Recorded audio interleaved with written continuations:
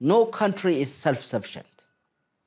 So the rule of interdependence comes from here. And what I have, what others no have. So how can we mutually, bring our capacities together for a collective security, collective prosperity, collective, achievement of our nation's aspirations. This issue requires regional cooperation. Especially, Ethiopia is very close to 60 kilometers away from, Red Sea, which is very small, distance. You cannot ignore Ethiopia's role in this matter because Ethiopia's securities attached to Red Sea.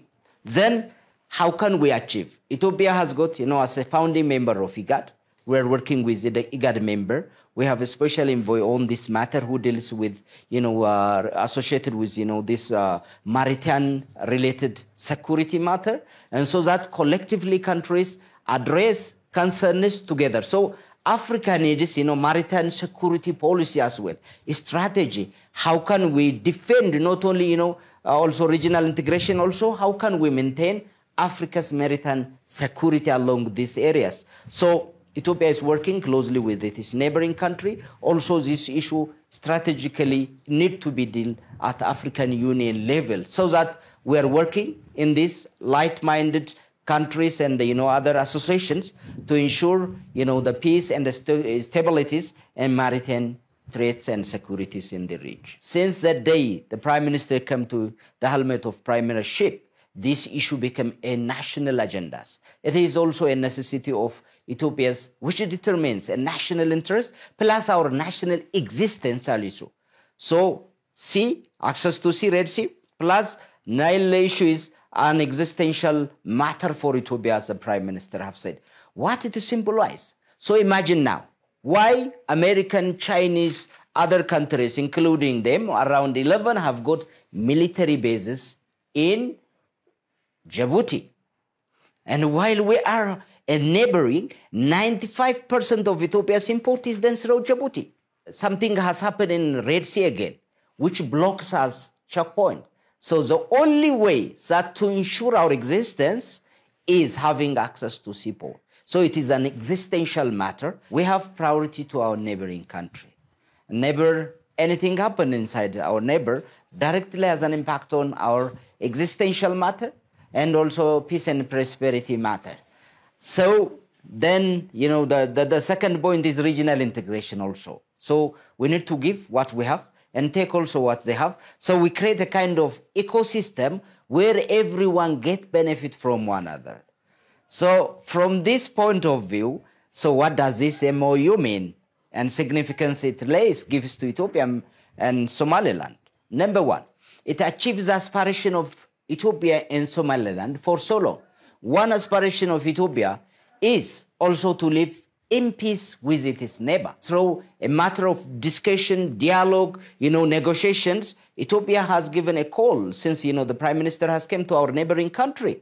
And then he said, Ethiopia is a big nation, and we have also, history of access to Red Sea. And that kind of, legitimate issues should be done through discussion, apart from war.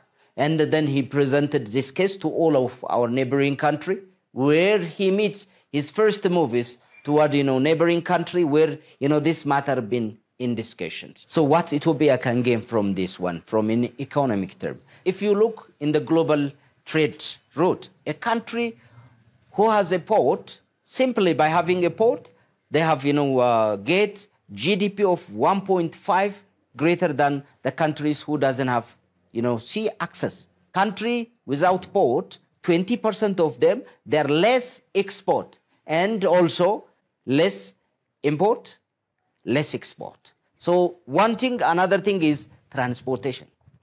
From 52% up to 262% of, country without port, there is a cost of transportations levied on them. And so the goods that you export cannot be competitive in either way. You can see the challenge we are in then. So this is another aspect. And also, if you see the ease of movement, the day it takes for clearance, for checking everything, those countries who has, this one, completely have another aspect that is 7 out to 14 days better than or less than those countries who doesn't have. Let's say Ethiopia produce now, it has got agricultural product, manufacturing product. If you want to go sell to the market, you have an easy movement of goods and services to reach markets with a comparative advantage. Then it increases Ethiopia's export. So that is one comparative, advantage.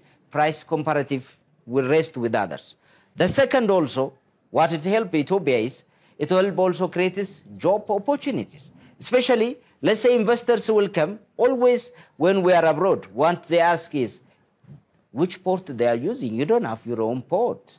Because the port is as a criteria even for investors. Because they know its movement and the cost they levy on this one, and it will also affect their manufacturing plants. So it will completely, increase productivities, create jobs and technology transfer. So another way, it will attract foreign direct investment. If this has been addressed also, then it creates microeconomic stabilities. If you try to export a good bulk, and then the import is also very, price is minimal, then you reduce imported taxation, import inflations. Then it will help microeconomic stabilities. So above all, this port issue is very critical for any nations to achieve economic prosperity. Ethiopia is an anchor state in the region. Nobody can ignore and nobody will undermine Ethiopia's role. We are doing peacekeeping in Somalia. We're sacrificing our sons and for maintaining peace and stability in Somalia. Also in Abyei, we're doing, our sons, beloved, they're sacrificing for the peace and stability of South Sudan in Abyei and the rest others as well. So this shows how Ethiopia gives importance to its neighboring, plus also regional cooperations. This will uplift Ethiopia's, security maintenance, plus its role to play in the region. So also it has a play to play on international peace and security. So everything is connected. Nothing is indivisible now. So Ethiopia's role in this part and will help also international peace. I think this is a way that Ethiopia believes also mutual benefits to our neighboring and also with the international peace and security. So Ethiopia giving also its energy, to Djibouti, Kenya, Sudan. Through time also we're expanding to, once we complete our Grand Ethiopia Renaissance Dam, we'll give all the way to Somalia, to Somaliland, to also South Sudan, all the way to Tanzania. We have Eastern, energy pool where Ethiopia can do regional integration through energy grid. So it is very imperative for all of us to look into in perspective who are destabilizing. There are some who are already shocked by the agreement, and some of them, and nobody can stop the aspiration of the two nations.